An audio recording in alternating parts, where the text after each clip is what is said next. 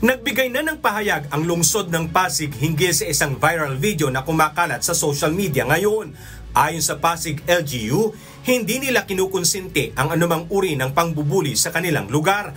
Nakikipag-ugnayan na umano sila sa Schools Division Office ng Pasig na may pangunahing jurisdiksyon upang imbestigahan, lutasin at magreseta ng karagdagang mga interbensyon upang tugunan ang pambubuli sa loob at labas ng paaralang kinasasangkutan ng mga estudyante sa viral video. Sa video, makikita ang isang nakaputing binatilyo na kinakausap ang isang estudyante na nakaluhod sa kanyang harapan. Maririnig din ang isang boses na paghingi ng pasyensya sa kanya umanong ginawa. Ay, ba't ang dami yan? Sa ginawa ko. Ngunit hindi nagtagal, agad na nakatikim ng pananampal ang estudyanteng nakaluhod mula sa binatilyong nakaputing damit at sombrero, sabay sabing, "Maayos ka, ha?" At agad pa itong nasundan ng pananapak sa muka.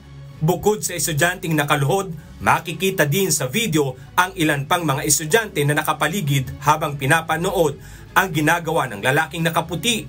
Maririnig din ang mga boses ng ilan pang mga kalalakihan na nasa paligid. At sa ikatlong pagkakataon, muling nakatikim ng suntok sa muka ang estudyante.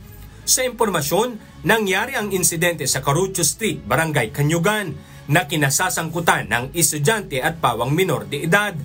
Ayon sa nagpakilalang ina ng sinaktang estudyante na si Michelle Legaspi, hindi aniya matanggap ang sinapit ng kanyang anak. Nakahanda umano siyang idaan sa legal na usapan. Ang viral video ay nag-ugat umano sa kumakalat na malalaswang usapan sa pagitan ng kasinta ng sospek at ng biktima. Sinusubukan na ngayon ng UNTV News na kunan ng pahayag ang magkabilang panig ukol dito. Alan Manansala, humahataw sa balita ngayon.